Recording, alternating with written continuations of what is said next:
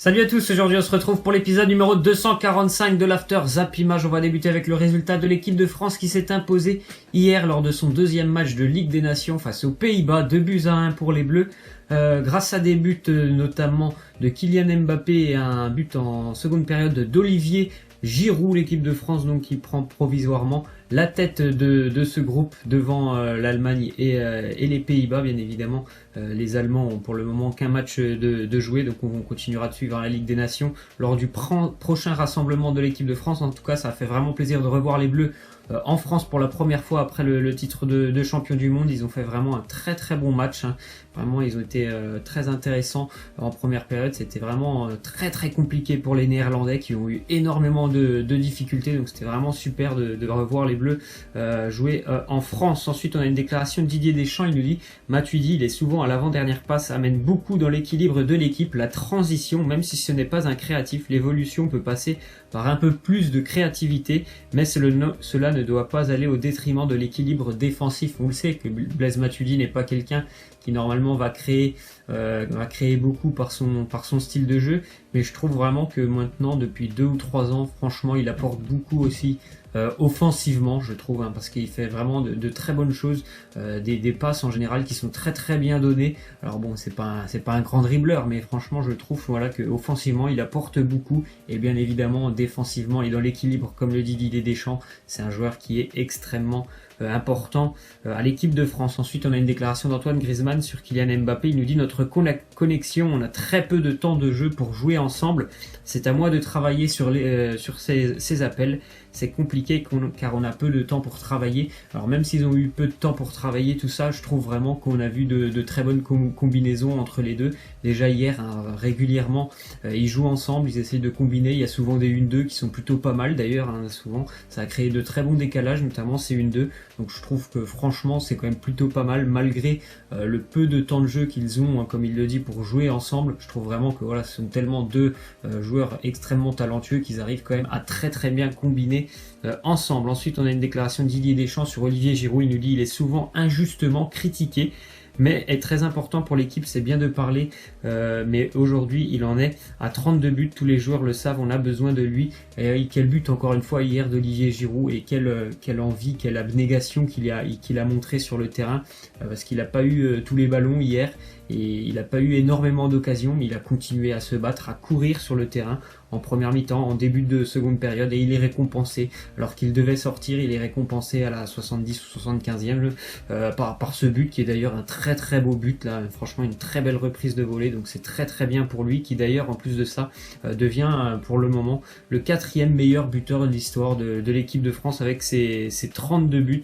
Donc il dépasse maintenant Zinedine Zidane, et puis ça met quand même un terme à ses 800 minutes de disette en équipe de France où il n'avait plus inscrit de but à Olivier Giroud. Donc bravo à lui, qui a encore montré hier qu'il fallait compter sur lui. Ensuite, on a une déclaration de Benjamin Pavard. Il nous dit: ma chanson, ça me fait toujours plaisir, j'en ai encore des frissons, je ne peux pas l'expliquer, je ne peux pas l'exprimer, mais c'est quelque chose qui me touche énormément. On l'a vu hier, c'est très très rare, hein, de voir le Stade de France aussi festif, aussi animé, de voir autant de bruit dans ce Stade de France. Normalement, c'est plutôt très calme, hein, quand l'équipe de France joue au Stade de France. Et là, hier, j'ai vraiment vu une très très belle ambiance au Stade de France. Je pense vraiment que ça fait super plaisir aux joueurs, et notamment à Benjamin Pavard, parce qu'il y a eu beaucoup de musique, on va dire, qu'on a entendu cet été pendant la Coupe du Monde, qui ont été repris, ou des sons à l'honneur de quelques joueurs.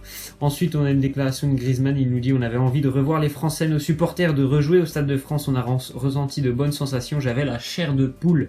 La Coupe du Monde, elle sera là à vie. C'est un petit peu vraiment ce que j'ai dit, c'est très très rare de voir le Stade de France autant vibrer, et je pense qu'hier les Français comme les joueurs étaient très très heureux de se retrouver. Il y a eu une super ambiance, en plus de ça un très beau match de l'équipe de France, donc tout était parfait. Et bien évidemment aussi l'après-soirée où on a vu les Bleus encore une fois célébrer cette Coupe du Monde. Ensuite, une déclaration de Paul Pogba. Il nous dit: ça va être le plus dur pour les 23 après avoir soulevé le trophée le plus prestigieux qu'on puisse imaginer. Si tu penses te reposer sur tes lauriers, la France entière nous a suivis, le regard des gens a évolué. Concrètement, ta vie change, bien évidemment. On pouvait se demander aussi si l'équipe de France allait être très impliquée lors de ces 2 premiers matchs, et on l'a vu face à l'Allemagne, que ça a été vraiment dans l'implication très très bon. Et encore une fois, hier, ils ont mis beaucoup d'intensité pour vraiment gêner énormément les Néerlandais, surtout sur la première période.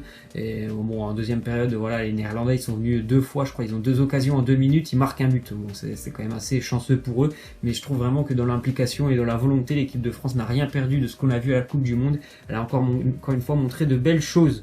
Ensuite, on a une petite déclaration d'Alphonse Areola. Il nous dit: je suis en fin de contrat, des discussions ont été abordées. L'objectif, c'est de jouer. Après, jouer à la maison, c'est encore mieux. Si on me permet de jouer, pourquoi pas? Bien évidemment, je pense que le Paris Saint-Germain va le prolonger. Je pense tout simplement que c'est le gardien numéro 1 du Paris Saint-Germain. Il a fait vraiment de très bons matchs avec l'équipe de France, notamment face à l'Allemagne un peu plus tôt la semaine dernière. Donc je pense vraiment que c'est un gardien qui est super fort. Voilà, il est très très jeune, donc pour le Paris Saint-Germain, ça serait vraiment intelligent de le conserver. Ensuite, on a une déclaration d'Oussem Aouar. Il nous dit: l'équipe de France, je pense que tous les joueurs ont ce rêve-là, donc forcément, on va se donner les moyens d'atteindre tous nos objectifs. Donc oui, je me dis pourquoi pas. Je pense qu'Oussem Aouar, à terme, donc quand je dis à terme, c'est peut-être cette année, peut-être dans 2 ans, mais je pense qu'actuellement, il a toutes les qualités pour jouer en équipe de France. Franchement, je trouve vraiment que déjà à son âge, faire ce qu'il fait avec l'Olympique Lyonnais, c'est assez intéressant. C'est un très bon joueur. Techniquement, il est vraiment très très à l'aise dans le placement aussi. Donc il a une bonne frappe de balle. C'est un joueur très complet, Oussem Aouar. Donc il va certainement encore progresser cette année à Lyon.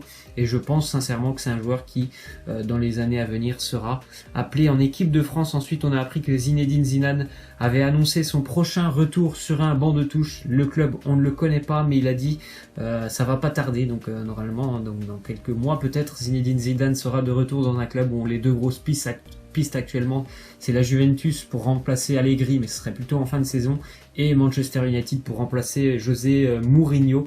Mais en tout cas, il l'a dit ce week-end, normalement, il sera de retour dans très peu de temps sur un banc de touche. Ensuite, on a une déclaration de Boudewijn Zenden, ancien joueur néerlandais et ancien joueur de l'Olympique de Marseille. Il nous parle de Strootman, il nous dit: il joue toujours vers l'avant, il récupère le ballon le plus haut possible et il cherche toujours une solution vers l'avant. Il peut permettre d'économiser des joueurs tels que Thauvin ou Payet en leur évitant de redescendre trop bas. On l'a pas vu hier avec les Pays-Bas, Kevin Strootman. D'ailleurs, c'est dommage parce que vu la difficulté qu'ont eu les Néerlandais en première mi-temps au milieu de terrain, je pense qu'il aurait pu faire beaucoup de bien. Mais voilà, comme il le dit, Zenden, c'est un joueur qui joue toujours vers l'avant.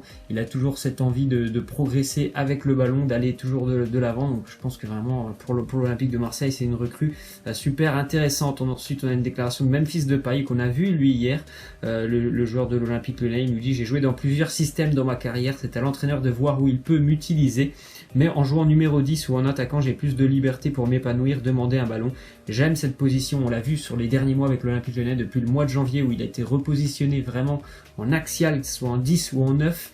Il a été très bon avec l'Olympique Lyonnais, il a beaucoup marqué, fait beaucoup de passes décisives, donc on voit vraiment que c'est son poste de prédilection, que ça soit au 10 ou 9, mais en tout cas il faut vraiment que ça soit dans l'axe. Ensuite on voit les stats de Michi avec la Belgique, c'est presque 700 minutes de jouer, 19 sélections dont 5 seulement comme titulaire, déjà 10 buts pour lui, 1 but toutes les 70 minutes, c'est assez incroyable comme statistique pour Michi Batshuayi qui répond vraiment présent.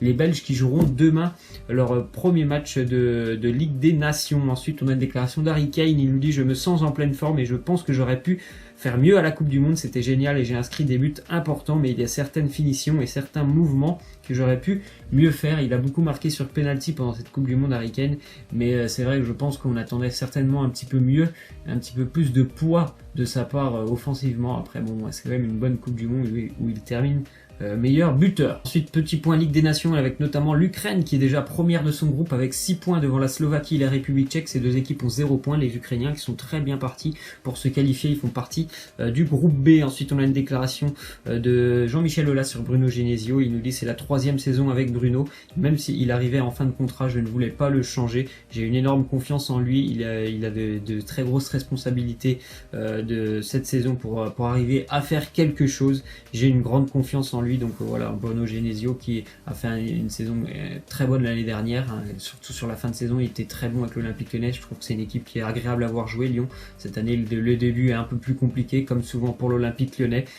Donc voilà, j'espère que ça se passera bien pour lui, parce qu'on a vu que la semaine dernière, il avait quand même vécu des moments assez compliqués après la défaite face à l'OGC Nice. Ensuite, on a une déclaration d'Iker Casillas. Il nous dit: mon contrat se termine en fin de saison avec le FC Porto.